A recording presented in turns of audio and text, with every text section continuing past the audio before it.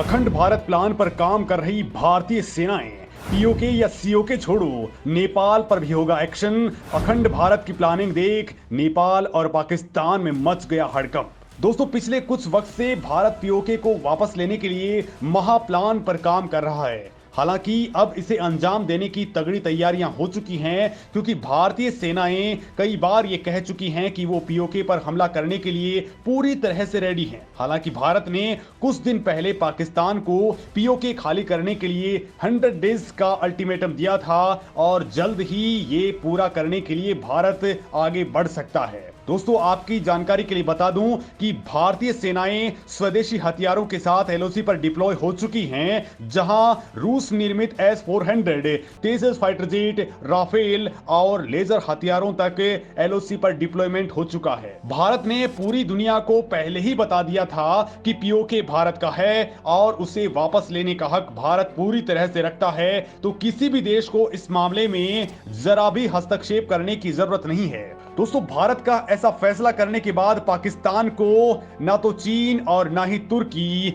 और ना ही किसी और देश का सपोर्ट मिलता दिख रहा है। और दोस्तों, इसी कड़ी में एक और बड़ी खबर है। खबर यह है कि भारत ने जो प्लान तैयार किया है उससे ना केवल पाकिस्तान खौफ में जी रहा है, बल्कि चीनी सरकार और यहां तक कि नेपाल भी अब डरा डरा सा है। और ये सब कुछ हुआ है अखंड भारत के उस मैप से जो भारत के संसद भवन में लगाया गया है। अब इस पर दुनिया भर की प्रतिक्रियाएं आ रही हैं। और दोस्तों, सबसे खास बात यह है कि पाकिस्तान और नेपाल में तो विधवा विलाप शुरू हो चुका है। सवाल यह बनता है दोस्तों कि क्या मोदी सरकार सिर्फ पीओके पर कंसंट्रेट कर रही है, बल्कि इस अखंड भारत के प्लान में चीन अधिकृत कश्मीर और नेपाल भी शामिल हैं? क्या भारत अब सीधे सीधे तौर पर चीन को उसकी मांद में जाकर के घेरने वाला है? क्या कुछ होने वाला है, जरा इसको समझते हैं और इसको मैं इस वीडियो में आपको बताने वाला हूं। दोस्तों, भारतीय संसद की नई इमारत में अखंड भारत का नक्शा देखकर भारत के पड़ोसी देश आग बबूला हो चुके हैं। यहां तक कि नेपाल भी लपेटे में आ गया है। साथ ही इसको लेकर के नेपाल के पूर्व प्रधानमंत्री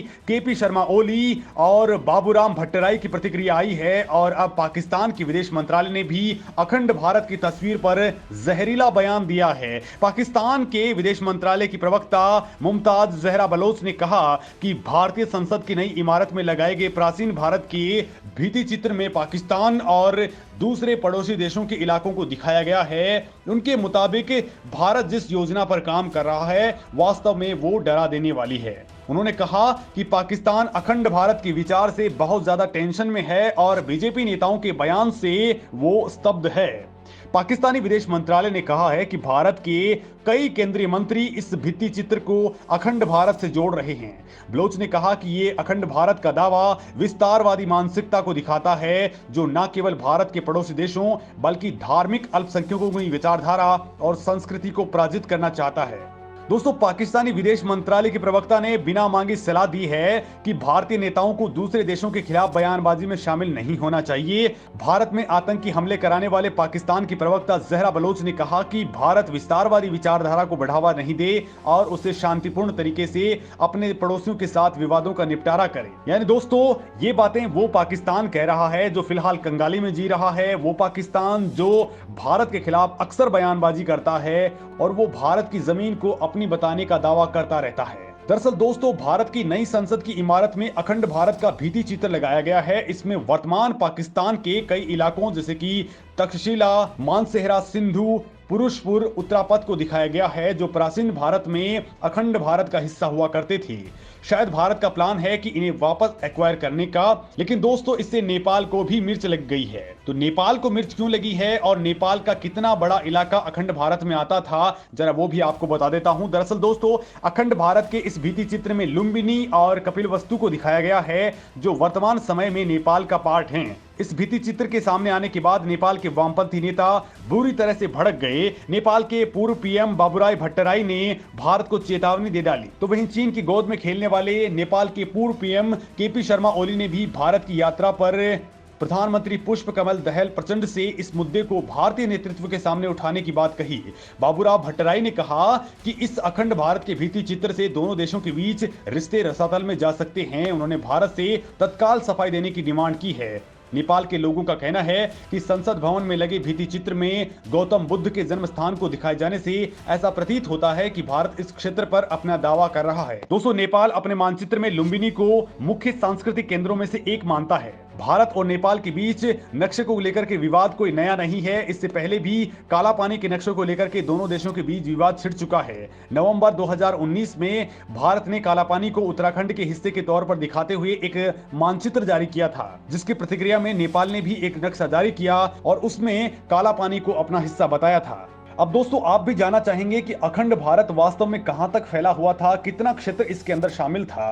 तो दोस्तों, अखंड भारत एक एकीकृत भारत की अवधारणा के लिए इस्तेमाल किया जाने वाला शब्द है, जिसमें दावा किया जाता है कि वर्तमान अफगानिस्तान, बांग्लादेश, भूटान, मालदीव, म्यांमार, नेपाल, पाकिस्तान और श्रीलंका अखंड भारत का हिस्सा हुआ करते थे। राष्ट्रीय स्वयंसेवक संघ के एजेंडे में अखंड भारत हमेशा से ऊपर रहा है। आरएसएस के अखंड भारत में पाकिस्तान, बांग्लादेश, अफगानिस्तान, म्यांमार, श्रीलंका और तिब्बत शामिल हैं। संघ का मानना है कि ये हिंदू सांस्कृतिक समानताओं के आधार पर बना एक राष्ट्र है। दोस्तों, इस मामले में सावरकर की एक बात सामने आती है जो 1937 से जुड़ी हुई है, जिसमें हिंदू महासभा की 19वीं वर्षगांठ के मौके पर अखंड भारत की अवधारणा को विस्तृत तरीके से उन्होंने बताया था। उन्होंने कहा था कि हिंदुस्तान को अखंड रहना चाहिए। इसमें कश्मीर से रामेश्वरम तक, सिंध से असम तक शामिल है। 1949 में कोलकाता में आरएसएस के तब के सरसंघचालक सदाशिव गोलवलकर ने भी इसी के तरह का बयान दिया था। उन्होंने कहा था कि पाकिस्तान एक अनिश्चित राष्ट्र है, ऐसे में उसे मिला करके अखंड भारत बनाने का प्रयास करना चाहिए। वैसे दोस्तों,